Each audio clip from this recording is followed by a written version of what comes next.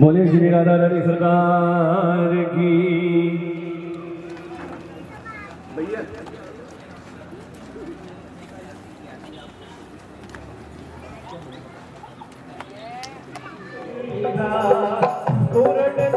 जो सबके काज, जो सबके काज,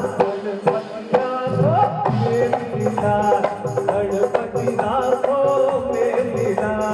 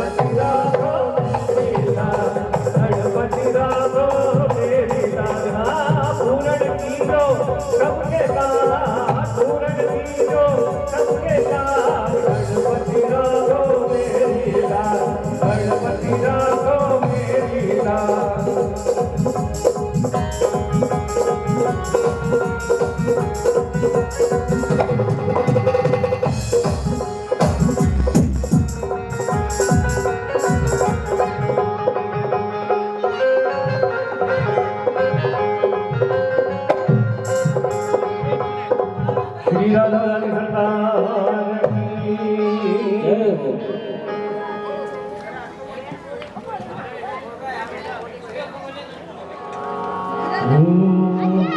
आरती कुंज बिहारी श्रीधर कृष्ण मुरारी आरती कुंज बिहारी श्रीधर कृष्ण मुरारी गले में वैजन की माला बजावे मुरली मधुर बाला श्रवण में कुंडल झलकाला नंद के आनंद गनगाला गगन संग अंग संग साली राधिका चमक रही आली लगन में खाड़े बन पाली कनक कनकी तिलक आरती कुंज बिहारी श्रीधर कृष्ण मुरारी आरती कुंज बिहारी श्रीधर कृष्ण मुरारी ब्रह्म की अलग रहे चंदा कटोरी चंद सुभल बरसन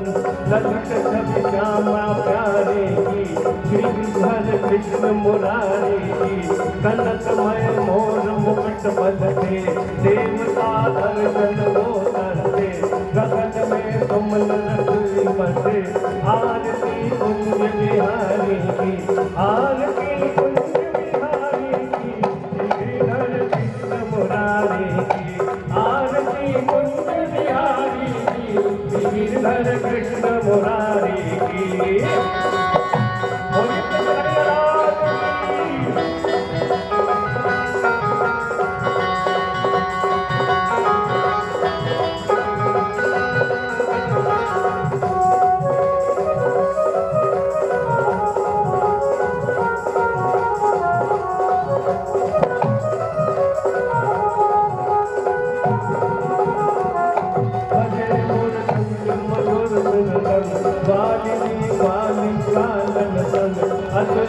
गोप कुमारी की, श्री गिरधर कृष्ण मुरारी की। जहाँ से प्रकट भई गंगा, कलश तज हर्ष श्री गंगा। कृष्ण होय मोह मन भंगा, दीन कटि शिव सदगति गंगा। जटा के कृष्ण सब होए, चरण सब जीवन वारी की। श्री गिरधर मुरारी की, चमक उज्ज्वल तट तट लहरो, बज रही वृंदावन मयो। चंदु बिंद गोपी ग्वाल फेरो, हृदय रही गंध मुंद मेरो। आरती कुंज बिहारी की, गिरधर कृष्ण मुरारी की। आरती कुंज बिहारी की, गिरधर कृष्ण मुरारी की। गिरधर कृष्ण मुरारी की।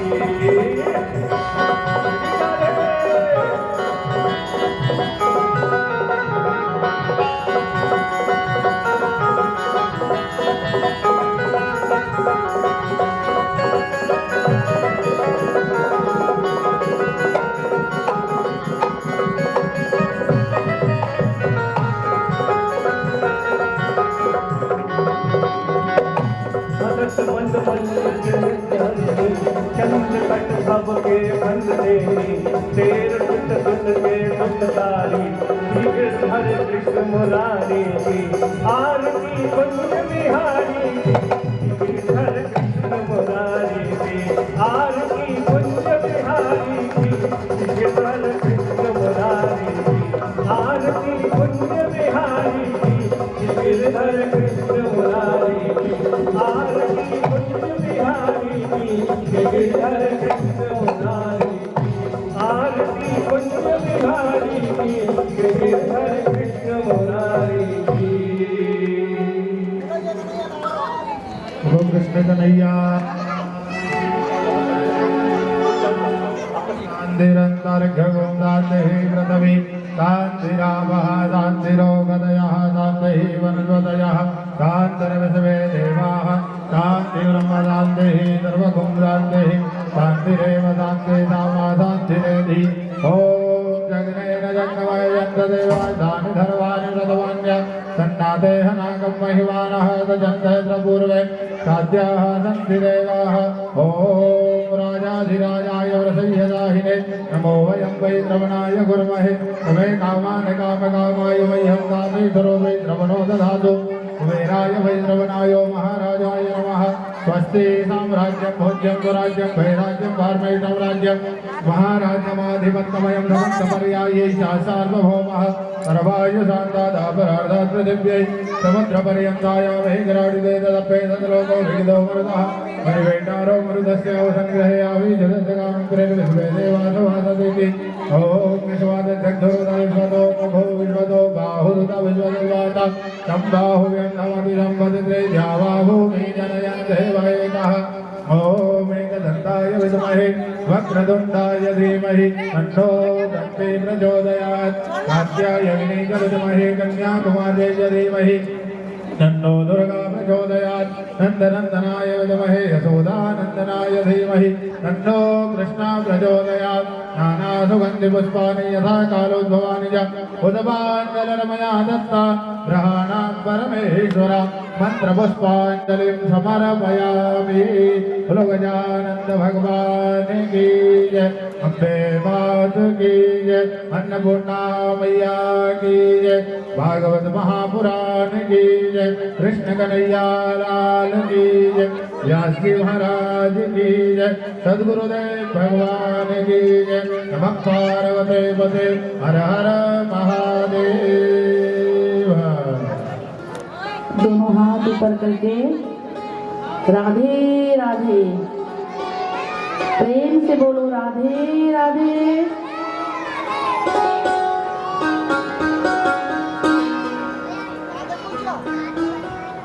अपने मन को एकाग्र करें, कथा में ध्यान रखें। सभी लोगों से निवेदन, कृपया चप्पल बाहर निकालो आप लोगों को। और जो भी जहां तक ये आवाज पहुंचे सभी लोग इस बात का ध्यान रखें, चप्पल बाहर निकालिए। दूसरी बात, आज 56 भोग का दिवस है। जो भी अपने घर से प्रसाद बना कर लाए, वो ढक कर लाए, उसको ढक कर यहाँ लाए।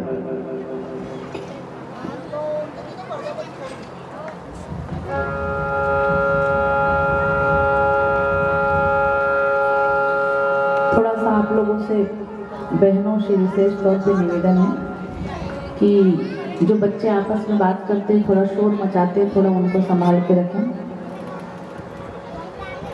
मैं ये तो बोलूँगी नहीं कि बच्चों को डांट के कि नहीं तुम पीछे जाओ, क्योंकि मेरा खास उद्देश्य है भले ये शोर करे कुछ भी करे, ये कथा सुने, कथा पांडाल में है, इसीलिए मैं, लेकिन थोड़ा जब शोर करते हैं ना तो थोड़ा सा उन लोगों को थोड़ा चुप करवा लिया करो। ऐसे बच्चों को अपने पास बिठा के रखा करो।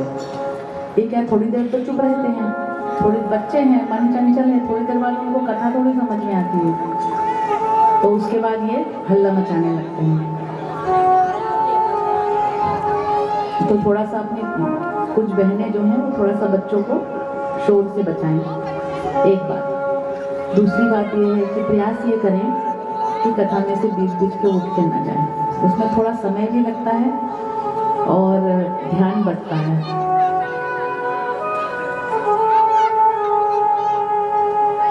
चलिए रीढ़ की हड्डी सीधी करके बैठ जाइए। ओम का उच्चारण करें मेरे साथ।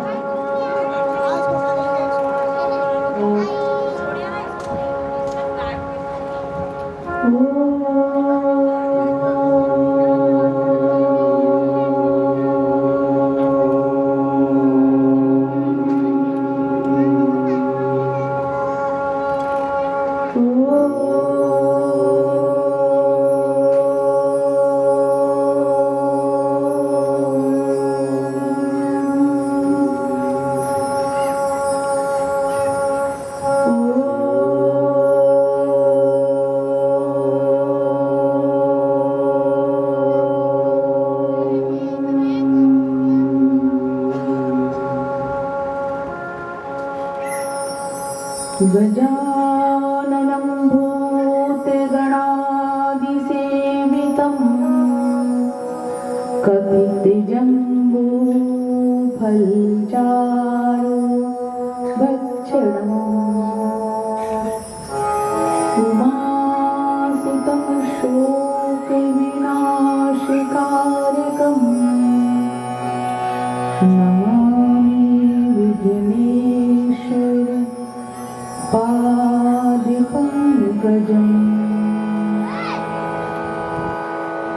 शरणागत दीनार्थ परित्राण परायणे सर्वस्यार्थी हरे देवी नारायणी नमोस्तुते। गुरुर्ब्रह्मा गुरुर्विष्णु गुरुर्देवो महेश्वरा गुरुः साक्षात् परब्रह्मा तस्मै श्री गुरुवे नमः।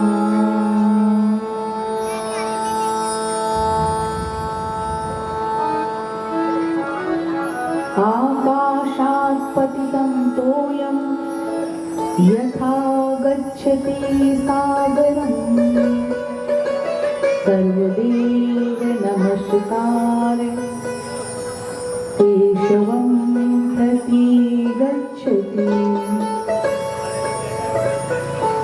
शारदा शारदाम्भोज वदना वदनाम्बुजे सर्वदा सर्वदस्माकं सन्निधिं सन्निधिं क्रिया। विशुद्ध ज्ञान देहाय दिव्य विशुद्ध ज्ञान देहाय त्रिवेदी दिव्य चक्षुषे श्रेया प्राप्ति निमित्ताय नमः। सोमाधिधारिणे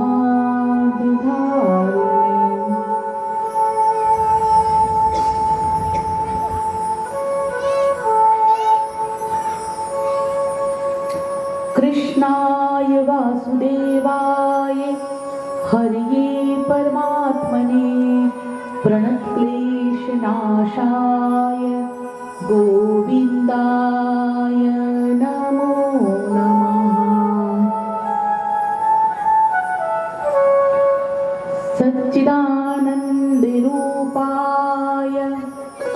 विश्वोत्पत्त्यादिहेतवे तापत्राय विनाशाय श्रीकृष्णाय वयं नमः।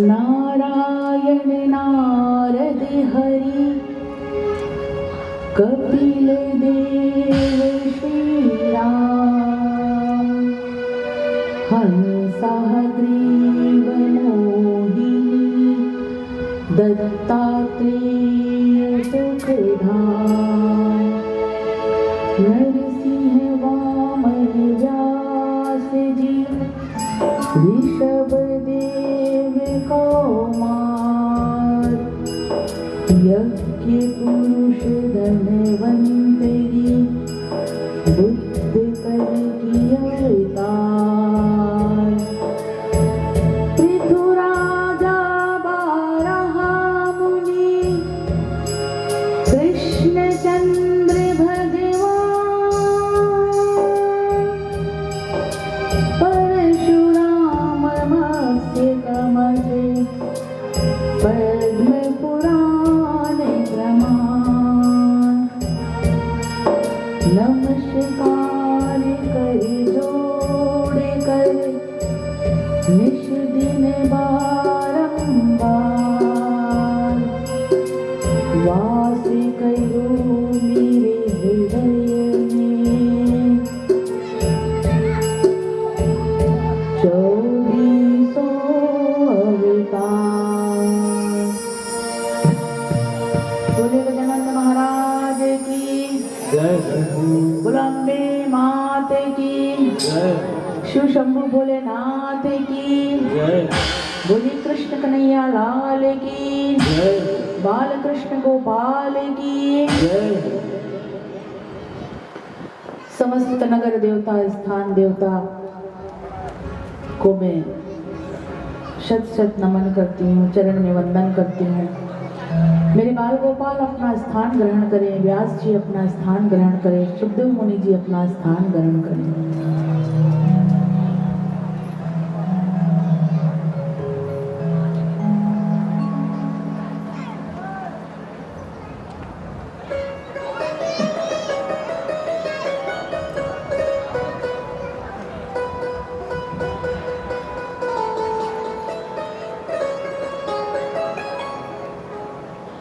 सभी कार्यकर्ता भाइयों को, जिसने आयोजक संयोजक को मैं शत शत नमन करती हूँ, उनका अभिनंदन करती हूँ, वंदन करती हूँ। खिड़ावदिया परिवार से जो यह भव्य सुंदर धार्मिक आयोजन पितृमोक्ष भागवत कथा का जो आयोजन किया है आप लोगों ने, इसके लिए आप लोगों का बहुत बहुत अभिनंदन है, वंदन है। जिन सभी भक्तों ने इस आयोजन में सहयोग किया है प्रत्यक्ष अप्रत्यक्ष तौर पे, उन सभी का मैं वंदन करती हूँ, अभिनंदन करती हूँ। मेरी मातृ शक्तियाँ जो निरंतर इतने दिन से खूब थक रही हैं, सबके चेहरे पर थकान दिख रही है आज। आप सभी का मैं वंदन करती हूँ। मैंने सुना आप लोग बहुत देर तक भजन करते हैं रात को, ये बहुत अच्छी बात है। कथा पांडाल में वास्तव में रात के समय कीर्तन होना चाहिए। मातृशक्ति का मैं विशेष तौर पे वंदन करती हूँ, अभिनंदन करती हूँ, क्योंकि माताओं के विषय में मैं बहुत अच्छे से जानती हूँ कि घर के कार्य पूर्ण होने के पश्चात यहाँ बैठकर बोलना, मैं खुद भी जानती हूँ बैठकर बोलना बहुत आसान होता है कि हम अरे जल्दी आओ, लेकिन जो कार्य होते हैं सबसे कठिन कार्य होता है मातृशक्ति का घर में, जो कभी खत्म ही नहीं होता। ऐसी व्यस्त रहती हैं, ऐसी उलझी रहती हैं। तो मैं आप सभी बहनों का अभिनंदन करती हूँ, मेरे प्यारे प्यारे बाल गोपालों का अभिनंदन करती हूँ, जो ठीक से बैठते तो हैं लेकिन लास्ट में वो आखिरी में ये बोर हो जाते होंगे तो बड़ा हलचल मचाते हैं। तो मेरा फिर आज निवेदन है कि थोड़ा सा शांत बैठा करो। खेलना है ना तो पर्दे के पीछे जाके खेल लिया करो, लड़कों से विशेष तौर पे। जो बच्चे हैं ना, छोटे छोटे बच्चे, ये खेलने का जब कार्य जब बन लगे कि खूब खेलना है तो उधर रोड के उस तरफ थोड़ा दूर चले जाया करो और फिर वापस आके चुपचाप बैठ जाया करो।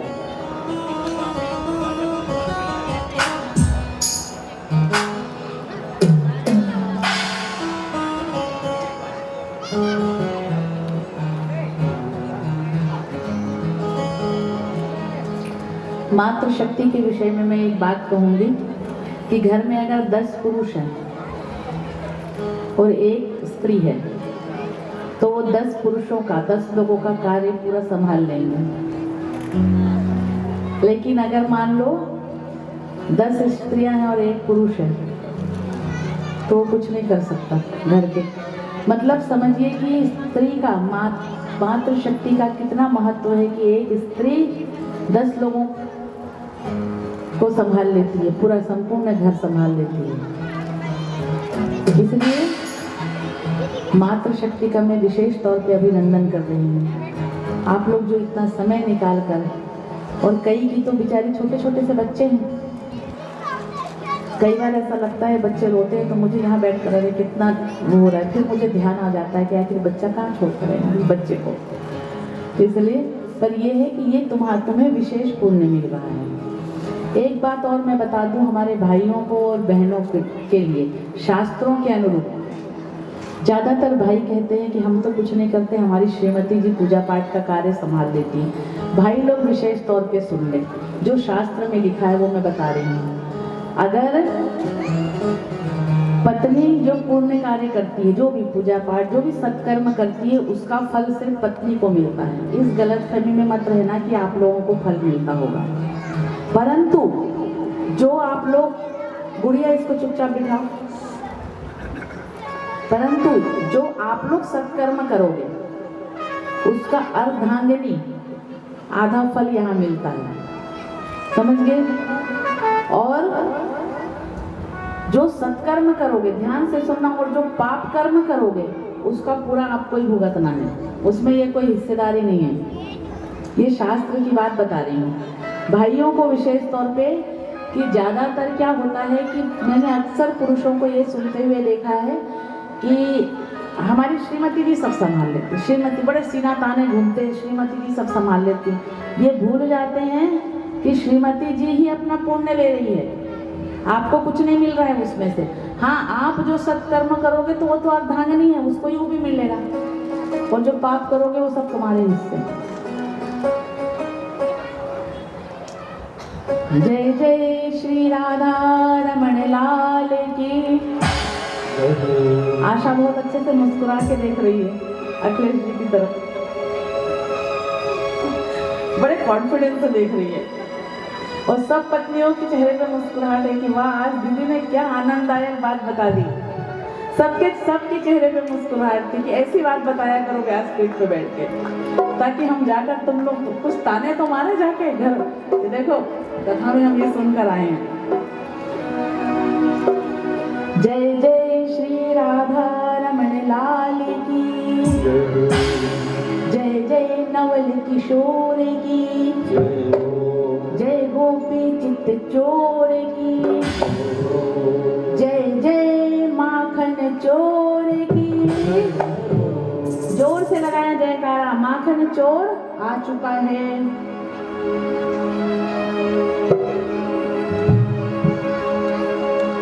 नंद उत्सव आप लोगों ने कल मनाया, इसीलिए सब थके हुए हैं क्योंकि नंद बाबा आ गए।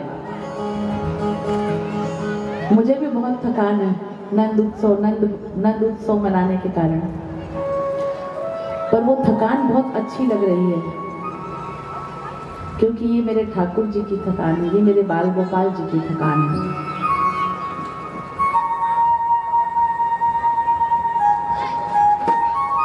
ताली सेवा करते हुए कीर्तन करेंगे।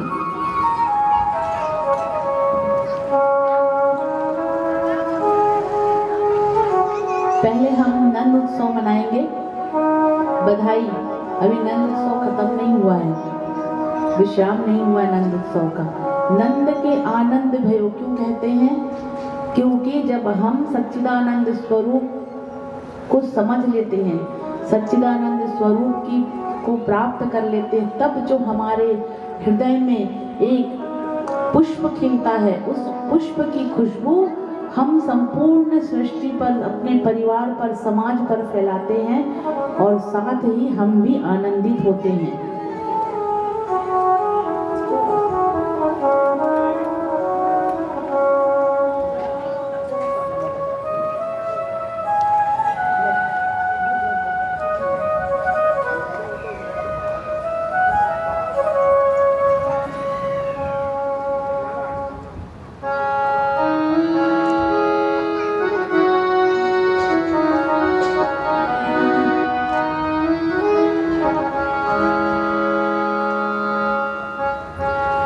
जब से तुम संग लगाई मैं बड़ी मस्ती में हूँ।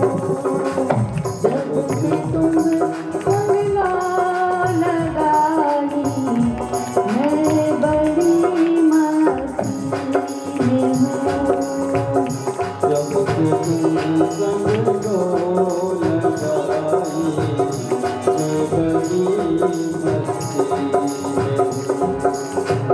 करके तुम संग आशनाई मैं बड़ी मस्ती में हूँ।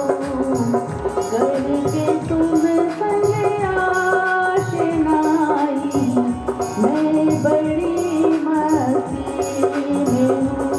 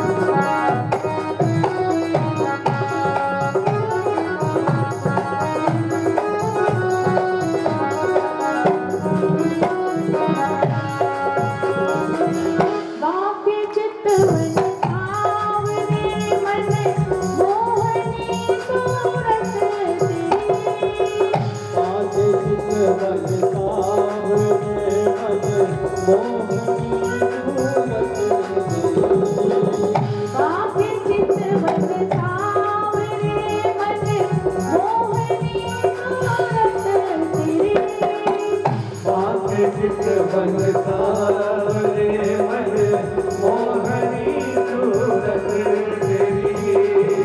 जब से दिल में है समाई मैं बड़ी मस्त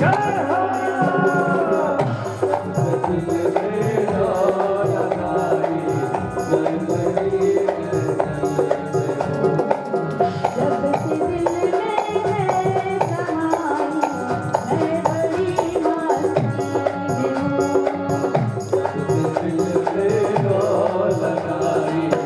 मैं बड़ी मस्ती में हूँ। करके तुम सन आशनाई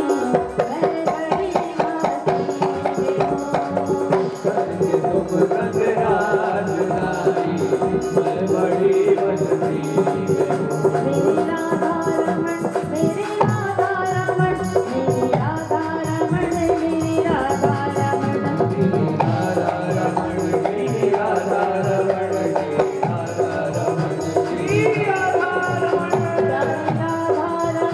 प्यारी राधा रमण प्यारी राधा रमण प्यारी राधा रमण मेरी राधा रमण मेरी राधा रमण मेरी राधा रमण मेरी राधा रमण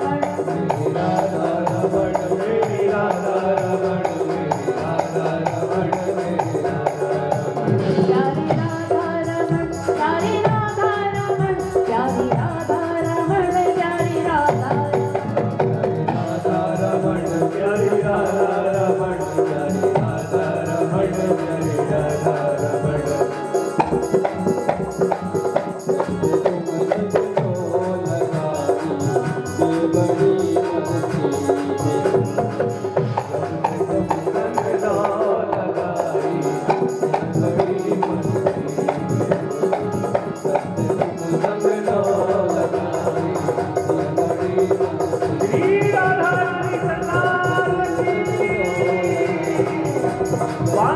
प्यारी रात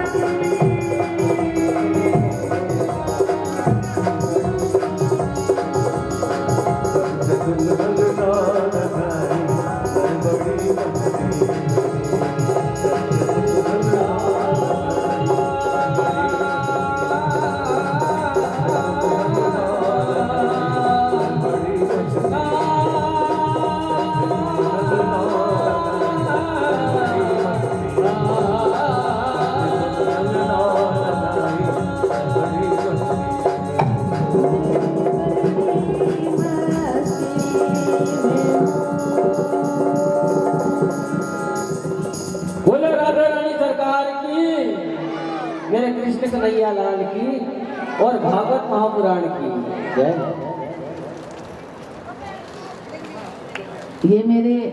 ये मेरा मनपसंद भजन है, क्योंकि इसको जब मैं इस भजन को गाती हूँ तो मुझे मेरी स्थिति समझ में आती है। ये बात मैं अब अपने मन की बात आप लोगों को बता के जा रही हूँ कि जब से मैं लौ लगाई इस कन्हैया से और जब से इसके साथ मेरी आशिकी चली है, ऐसा इश्क लड़ाया है कि मैं मस्ती में हूँ।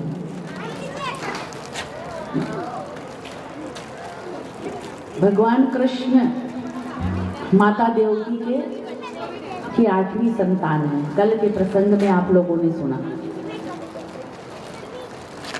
और भगवान का जन्म कब हुआ, कौन सी तिथि को, कौन से दिन को, ध्यान से सुन लो।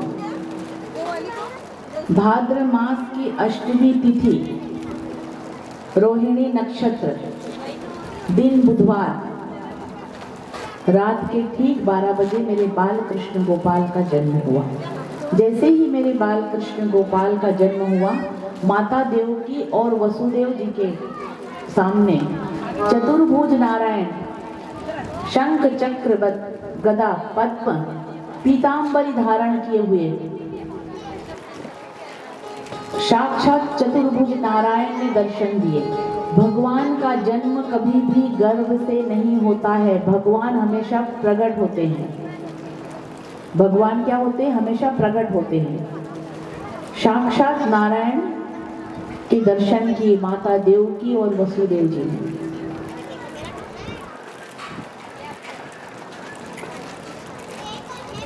और कहा कि मेरे दर्शन करो।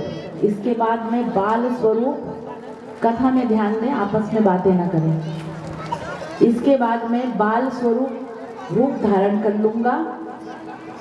आप दोनों मेरा दर्शन करें मेरे स्वरूप का। बोलिए कृष्ण कन्हैया लाल की जय। और कहा कि इसके बाद मुझे गोकुल में नंद बाबा के यहाँ छोड़कर आना है। तो माता देवकी और वसुदेव जी को तो हथकड़ी बेड़ियां लगी हुई थी, कंस के कारागार में थे।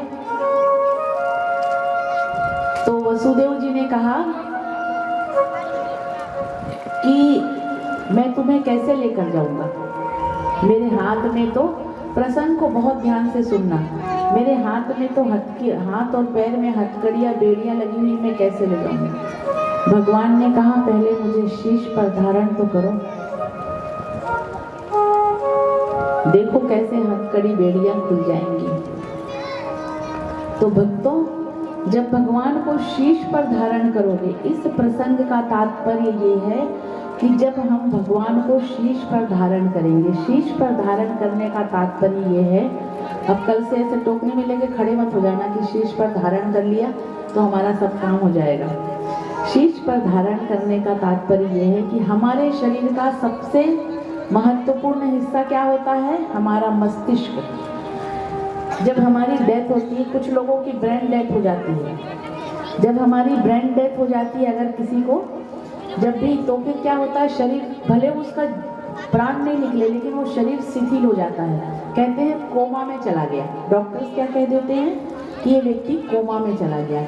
इसी प्रकार जब हम मस्तिष्क में हमारी भगवान को हम शीश पर धारण करेंगे, इसका मतलब हमारे शरीर का सबसे महत्वपूर्ण हिस्सा है हमारा शीश।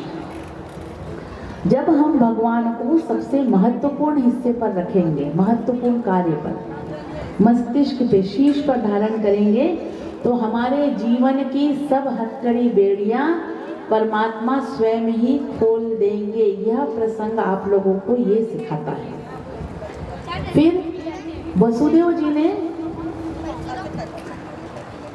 भगवान को शीश में धारण किया। कैसे? जैसे कल टोकनी में लाए थे ना आप लोग भगवान को, वैसी टोकनी ली और रिमझिम बरसात हो रही थी। उस समय जब वसुदेव जी भगवान को लेकर जा रहे थे तब रिमझिम बरसात हो रही थी। और जैसे जैसे भगवान को वसुदेव जी गोकुल के पास पहुंच रहे थे, वैसे वैसे बारिश तेज होने लगी थी। देखना आज भी अक्सर जन्माष्टमी के दिन से बारिश होती है और रात्रि होते होते अधिकतर बारिश तेज हो जाती है।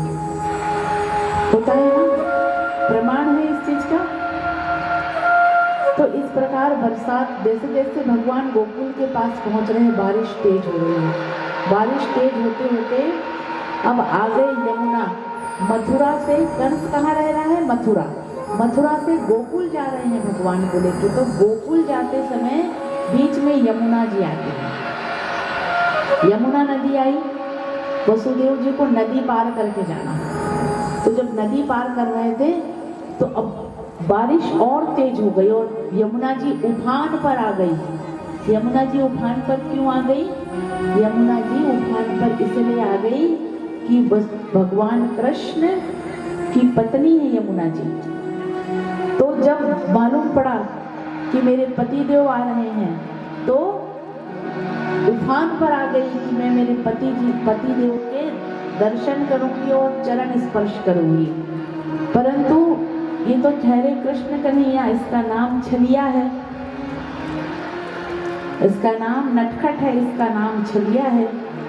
ये तो नटखट है, ये आराम से टोकरी पर लेटे हुए हैं और यमुना जी उफान पर आ रही है और वहां से मन ही मन यमुना जी से कह रहे हैं। अब वो यमुना जी उफान पर आते आते वसुदेव जी की दाढ़ी तक डूबने लगी। चित्र देखे हो ना आप लोग, दाढ़ी तक आ गई। तो वहां से कृष्ण जी यमुना जी से कह रहे हैं, अरे अरे यमुना, कुछ तो शर्म करो, तुम्हारे ससुर जी हैं, उनकी दाढ़ी छू रही हो तुम। तो यमुना जी बोली, मैं नहीं मानूंगी, तुमको कितने शरारत करना है मैं देखती हूँ, मैं नहीं मानूंगी। तो देखे भगवान ने देखा अब यमुना तो मान नहीं रही है, तो धीरे से अब टोकरी में से अपने चरण बाहर निकाले। यमुना जी ने प्रथम दर्शन करे अपने पति के और चरण स्पर्श किया और धीरे धीरे यमुना जी उफान से नीचे की ओर जाती चली गई। फिर वसुदेव जी ने यमुना जी पार किया। पार करने के पश्चात पहुंचे कहाँ? नंद जी के घर। इधर नंद बाबा को माता यशोदा को, नंद जी के यहाँ माता यशोदा ने एक कन्या को जन्म दिया। अच्छा, पहले जो ये जो प्रसव का कार्य होता था वो दाई कराती थी, अस्पताल वगैरह का समय नहीं था, दाई करवाती थी। तो दाई ने देखा कि कन्या हुई है। अब दाई सब जगह हल्ला मचा दी जाके कि भाई माता यशोदा को छोरी हुई है। अब इधर वसुदेव जी आए। वसुदेव जी ने, भगवान कृष्ण ने योग माया को संपूर्ण गोकुल की कमान पकड़ाई, अर्थात योग माया के प्रभाव से संपूर्ण गोकुलवासी गहरी निद्रा में सो गए। माता यशोदा भी सो रही थी, गए और जाकर बाल गोपाल को बगल में लेटा दिया और जो योग माया थी, योग माया को गोद में लिया और टोकरी पे बिठाया और अपने घर वापस हथकड़ी वापस कारागार में आने लगे। तो जैसे ही योग माया को शीश पर चढ़ाया तो योग माया जोर जोर से रोने लगी।